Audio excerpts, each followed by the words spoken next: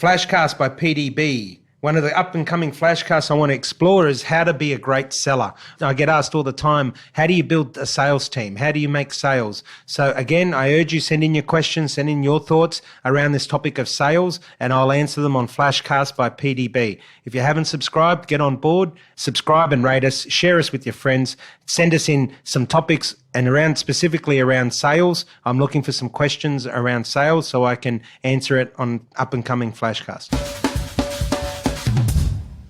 Hi, Phil DeBella here, and you're listening to FlashCast by PDB. Special guest here today, Fiona Smart from Cafe Lab. Fiona, welcome. Thank you, Phillip. Good morning. As promised, I said I like bringing people in and asking different questions. And of course, because of my background in cafes and coffee, a lot of people ask me a lot of cafe questions. And I thought, why not bring in someone I've worked with for a long time and admire in the industry?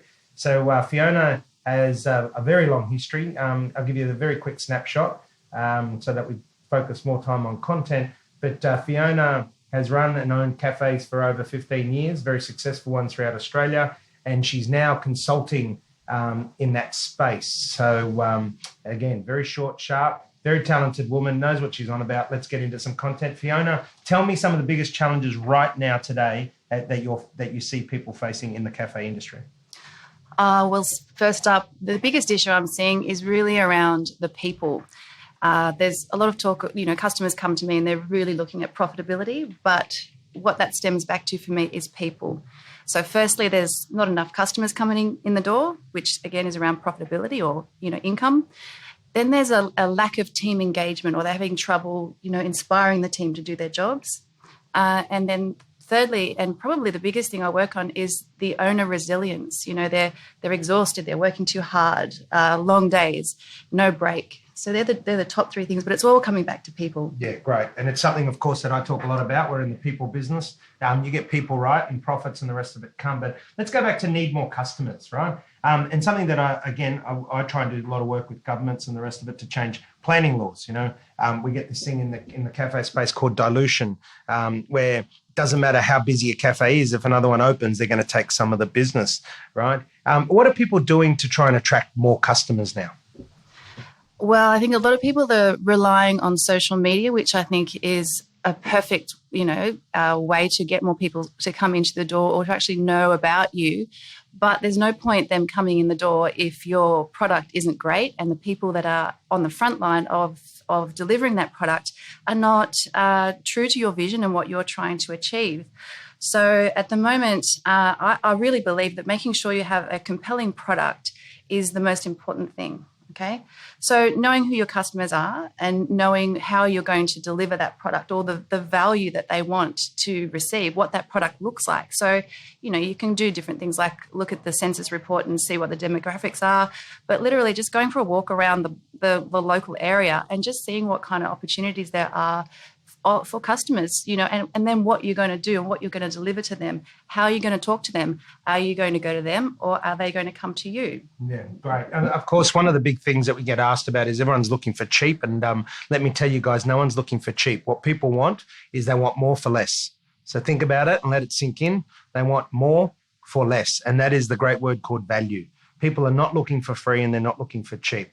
They are looking for more for less. And that's the way it is. That's the landscape. So, one of the things you're out there trying to get more customers. You need more customers. Work on, as Fiona says, how are you going to differentiate yourself? How are you going to tell a compelling story? But how are you going to deliver more for less? So let's talk about team engagement. So what are some of the tips around team engagement, Fiona?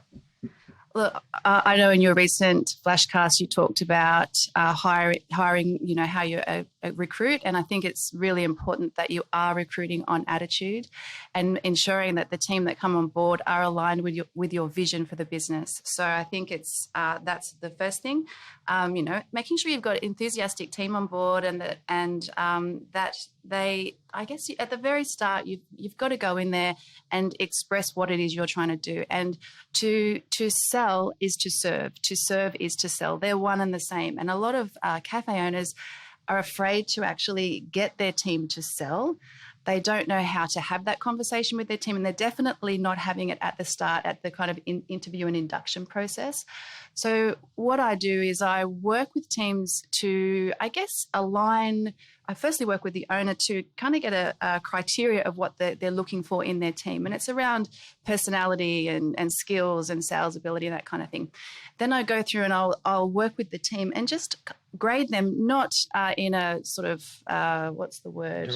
Derogatory way, but it's really about working out what their strengths and weaknesses are and where we're going to fit them in the business, assuming they've got the right attitude. And from there, we will just literally work on sales, I guess, methods within the customer service landscape. So a lot of people are afraid to sell. They don't know what that looks like.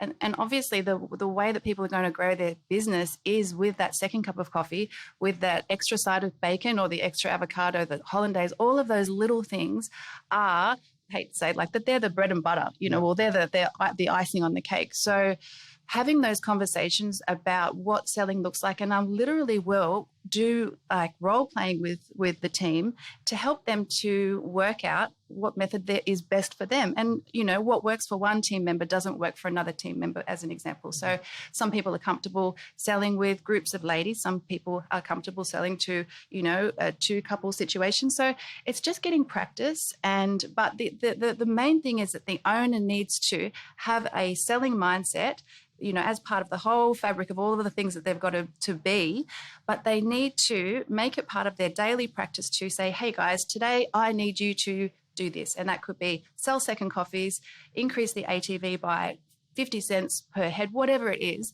but they need to set the goal, hold the team accountable during the day in a positive way, like, hey guys, how's it going? Have you sold any second coffees?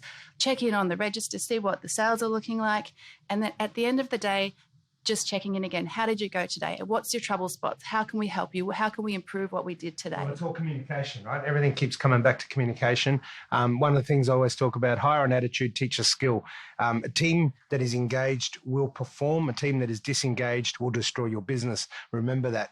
A team that is disengaged will destroy your business. So you need to know exactly what it is that's going to get them engaged and involved. And I talk about emotional engagement.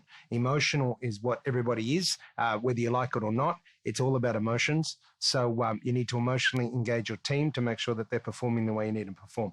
Now, last part, owner resilience and mindset. Now, of course, mindset is something that's very dear to me. I always talk about having growth mindset, not fixed mindset. And let's just put it out there. The people that have got a fixed mindset really piss me off. So it's all about growing your mindset. It's all about being the best you can be. Tell me, what's the biggest challenge in owner resilience and mindset that you're facing today? I think people get into cafes and they don't realize what they're getting in for. I think it's a little bit like having kids. Until you've had one, you really don't know what you're going to be up for or against. So I think with resilience, if you are starting a cafe, it's about including that into the business plan, I suppose. So you have your touchy-feely aspects in with the hard stuff. And that might look like, having a network of a close network around you that aren't people that are working for you. It could be a friend, it could be your mother or a sister or a partner, whatever it is. But having those people on board, some kind of agreement where they can flag, or you can flag that you're having trouble right now. It can be things like setting into your calendar straight away at the start of the week. These are the points of time where I have 15 minutes to myself, or I clock off at 5 o'clock on that day to go and take my kid to soccer, whatever it is. So making sure that you are creating this as part of what will be a roller coaster of ups and downs. But you need somebody to hold you accountable to that, because otherwise you're just going to end up in the thick of it and it will get thick and scary. So you need to have some steps in place to get you through it. Yep. So I'm hearing be prepared. And get a good support network around you, guys. Some great tips there. Be prepared, Understand that the concept of business is not all glamorous, regardless whether it's a cafe or any other business. You are going to have highs, you are going to have lows. I often say that the lows will shape your highs and your highs will shape your lows. But without lows, you won't understand what highs really feel like. So it is part of the journey, and make sure you get a good support crew around you. Some go with business coaches, some go with mindset coaches, some go with consultants. How about a mix of all of them? Get the right people around you to make sure that you can achieve what you need to achieve. Fiona, closing remarks? I just want to add to that wherever you're at, it sort of flows downhill. I don't want to use the wrong terminology on your FlashCast, but if you're not right as an owner, or your lead person is not right within themselves, then that's going to flow down to your team, which is going to flow down to your customers. So get yourself right first. Make sure you have a vision, articulate it to your team, set some goals, make some steps along the way so everyone knows where they're going. And go sell coffee, change the world. Awesome. So what we're hearing there is be the best you can be, and make sure that you don't limit yourself from growing. Guys, you've been listening to Fiona Smart from Cafe Lab. Get a hold of her. Look her up on her website. cafelab.com.au. Thank you very much, Fiona. Phil DeBella, FlashCast by PDB. Get on there and subscribe. Get on there and rate us. Look after us. Share those questions. Talk to you soon.